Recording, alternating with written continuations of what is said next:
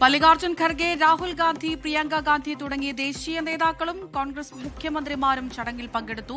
മുൻ മുഖ്യമന്ത്രിയും പ്രതിപക്ഷ നേതാവുമായ പിണറായി വിജയനും ചടങ്ങിനെത്തി. 10 വർഷത്തിന് ശേഷം അധികാരത്തിലേക്കുള്ള തിരിച്ചുവരവ് സംസ്ഥാനമൊട്ടാകെയുള്ള UDF പ്രവർത്തകർ ആഘോഷമാക്കി. ഇപ്പോൾ ലോക്ഭവനിൽ മന്ത്രിമാർ ചായ സൽക്കാരത്തിൽ പങ്കെടുക്കുകയാണ്. ഗവർണറുടെ ചായ സൽക്കാരം ഇതിനുശേഷമായിരിക്കും നിർണായകമായ ആദ്യ മന്ത്രിസഭാ യോഗം ചേരുക. ആ ചായ സൽക്കാരത്തിന്റെ ദൃശ്യങ്ങളാണ് പ്രേക്ഷകർ ഇപ്പോൾ കാണുന്നത്. തിരുവനന്തപുരം സെൻട്രൽ സ്റ്റേഡിയത്തിൽ നിന്ന് ബി ദിലീപ് കുമാർ വിവരങ്ങളുമായി ചേരുകയാണ്. ദിലീപ്, ഗവർണറുടെ ചായ സൽക്കാരത്തിൽ പങ്കെടുക്കുകയാണ് മന്ത്രിമാരും മുഖ്യമന്ത്രിയും മന്ത്രിമാരും മറ്റ് പ്രമുഖരായ രാഷ്ട്രീയ നേതാക്കളുമെല്ലാം. അതിനുശേഷം വളരെ പ്രധാനപ്പെട്ടതായി കേരളം ഉറ്റുനോക്കുന്നത് ആദ്യത്തെ മന്ത്രിസഭാ യോഗത്തെയാണ്. അതിൽ നിർണായകമായ ചില തീരുമാനങ്ങൾ ഇന്ന് നമ്മൾ പ്രതീക്ഷിക്കുന്നുമുണ്ട്.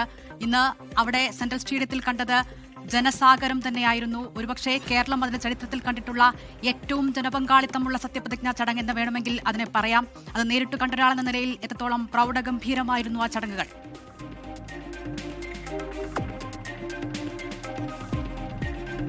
കേരളത്തിൽ മുഖ്യമന്ത്രിമാർ അധികാരമേൽക്കുന്ന മന്ത്രിസഭ അധികാരമേൽക്കുന്ന സത്യപ്രതിജ്ഞാ ചടങ്ങിലെ ഏറ്റവും വലിയ ജനപങ്കാളിത്തം ഇന്നായിരുന്നു എന്ന കാര്യത്തിൽ സംശയമില്ല.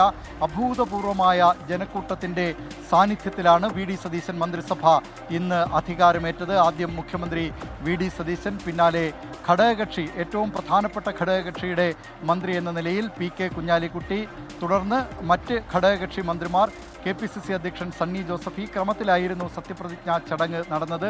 അതിനുശേഷമാണ് കോൺഗ്രസ് മന്ത്രിമാർ, മറ്റു മന്ത്രിമാരൊക്കെ സത്യവാചകം ചൊല്ലി അധികാരമേറ്റത്. 2 പേർ സഗൗരവ പ്രതിജ്ഞയാണ് എടുത്തത്. അത് CMP പ്രതിനിധിയായുള്ള CP ജോണും RSPയുടെ പ്രതിനിധിയായ ഷിബു ബേബി ജോണും, രണ്ടും ഇടതു പാർട്ടികൾ എന്ന നിലയിൽ കൂടിയാണ് ആ നിലയിൽ സഗൗരവ പ്രതിജ്ഞയെടുത്തത്. കെ മുരളീധരനാകട്ടെ ഇംഗ്ലീഷിലായിരുന്നു പ്രതിജ്ഞയെടുത്തത്. മറ്റെല്ലാവരും ദൈവനാമത്തിൽ പ്രതിജ്ഞയെടുത്തപ്പോൾ മുസ്ലിം ലീഗ് നേതാവ് പി കെ കുഞ്ഞാലിക്കുട്ടി ദൈവത്തിൻ്റെ പേരിലും സൃഷ്ടാവിൻ്റെ പേരിലുമാണ് സത്യവാചകം ചൊല്ലിയത്. അങ്ങനെ 21 അംഗ മന്ത്രിസഭ അധികാരമേറ്റു. വളരെ പ്രധാനപ്പെട്ട നേതാക്കൾ, കോൺഗ്രസിൻ്റെ ദേശീയ നേതാക്കൾ, AICC പ്രസിഡന്റ് മല്ലികാർജ്ജുൻ ഖാർഗെ, ലോക്സഭാ പ്രതിപക്ഷ നേതാവ് രാഹുൽ ഗാന്ധി, പ്രിയങ്ക ഗാന്ധി MP തുടങ്ങിയവർ, ഇതോടൊപ്പം തന്നെ കോൺഗ്രസ് ഭരിക്കുന്ന സംസ്ഥാനങ്ങളിലെ മുഖ്യമന്ത്രിമാർ, ഉപമുഖ്യമന്ത്രിമാർ, കർണാടക മുഖ്യമന്ത്രി സിദ്ധരാമയ്യ, ഉപമുഖ്യമന്ത്രി DK ശിവകുമാർ, തെലങ്കാന മുഖ്യമന്ത്രി രേവന്ത് റെഡ്ഡി, ഉപമുഖ്യമന്ത്രി മല്ലു ഭട്ടി വിക്രമാർക്ക, ഹിമാചൽ പ്രദേശ് മുഖ്യമന്ത്രി സുഖ്വീന്ദർ സിംഗ് സുഖു, മുൻ ഛത്തീസ്ഗഡ് മുഖ്യമന്ത്രി ഭൂപേഷ് ബാഗൽ, മുൻ രാജസ്ഥാൻ മുഖ്യമന്ത്രി അശോക് ഗെഹ്ലോട്ട് തുടങ്ങിയവർ ഈ സത്യപ്രതിജ്ഞാ ചടങ്ങിന് എത്തിയിരുന്നു. സത്യപ്രതിജ്ഞാ ചടങ്ങിലെ ജനപങ്കാളിത്തം അത് വളരെ വലിയ ജനപങ്കാളിത്തമായിരുന്നു ഇന്നുണ്ടായിരുന്നത്. അങ്ങ് മഞ്ചേശ്വരം മുതൽ ഇങ്ങ് അതുകൊണ്ട് തന്നെ പല MLA-മാർക്കും ഇരിപ്പിടം ലഭിച്ചില്ല. പലരും നിന്നുകൊണ്ടാണ് ഈ സത്യപ്രതിജ്ഞാ ചടങ്ങ് വീക്ഷിച്ചത്. പല അതിഥികൾക്കും നീക്കിവെച്ച സീറ്റുകളിൽ അവർക്ക് ഇരിക്കാൻ കഴിഞ്ഞില്ല. അത്രത്തോളം UDF പ്രവർത്തകരുടെ ഒരു വലിയ തള്ളിക്കയറ്റം ഇവിടേക്കുണ്ടായിരുന്നു. സത്യപ്രതിജ്ഞാ ചടങ്ങ് അവസാനിച്ചതിന് ശേഷം ഗവർണറുടെ ചായ സൽക്കാരത്തിൽ പങ്കെടുക്കുന്നതിനായി മുഖ്യമന്ത്രിയും മന്ത്രിമാരും ലോക് ഭവനിലേക്ക് പോയി. അവിടെ ഇപ്പോൾ ആ അത് നടക്കുകയാണ്, ചായ സൽക്കാരം നടക്കുകയാണ്. അതിനുശേഷം സംസ്ഥാന മന്ത്രിസഭയുടെ വി ഡി സതീശൻ മന്ത്രിസഭയുടെ ആദ്യ യോഗം ചേരാൻ പോവുകയാണ്. ആ യോഗം എന്തൊക്കെ തീരുമാനങ്ങൾ കൈക്കൊള്ളും?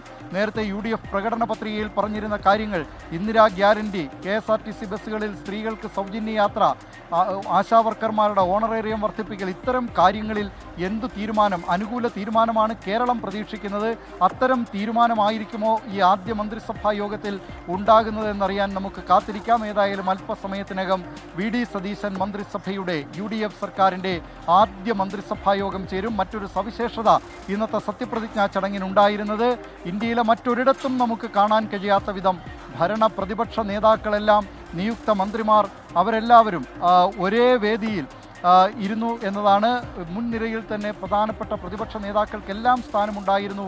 മുൻ മുഖ്യമന്ത്രി പിണറായി വിജയൻ, CPIM സംസ്ഥാന സെക്രട്ടറി MV ഗോവിന്ദൻ, CPI സംസ്ഥാന സെക്രട്ടറി ബിനോയ് വിശ്വം തുടങ്ങിയവരൊക്കെ മുൻനിരയിലുണ്ടായിരുന്നു. BJPയുടെ സംസ്ഥാന അധ്യക്ഷൻ രാജീവ് ചന്ദ്രശേഖർ മുൻനിരയിലുണ്ടായിരുന്നു. അങ്ങനെ ഭരണ പ്രതിപക്ഷ നേതാക്കൾക്കെല്ലാം വേദിയിൽ ഇരിപ്പിടമുണ്ടായിരുന്നു. സദസ്സിൽ മാത്രമല്ല, സദസ്സിലും നിരവധി നേതാക്കൾ ഉണ്ടായിരുന്നു എന്ന സവിശേഷത കൂടിയുണ്ട്. ഏതായാലും കേരളത്തിൽ ഇതൊരു പുതുയുഗ നാന്ദിയാണോ, പുതുയുഗ പിറവിയുടെ നാന്ദിയാണോ എന്നതൊക്കെ വരും ദിവസങ്ങൾ തെളിയിക്കട്ടെ, വരും കാലം തെളിയിക്കട്ടെ.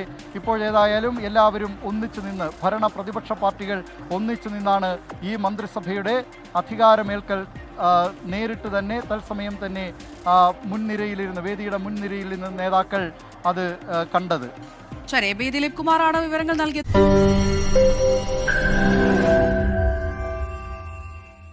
ലോകത്തെവിടെയായാലും ഏത് സമയത്തും 24 വാർത്തകളും ഓഗ്മെന്റഡ് റിയാലിറ്റി പാക്കേജുകളും എക്സ്പ്ലെയിനറുകളും വിശദമായി കാണാൻ ഞങ്ങളുടെ യൂട്യൂബ് ചാനൽ നിങ്ങൾക്ക് സബ്സ്ക്രൈബ് ചെയ്യാം.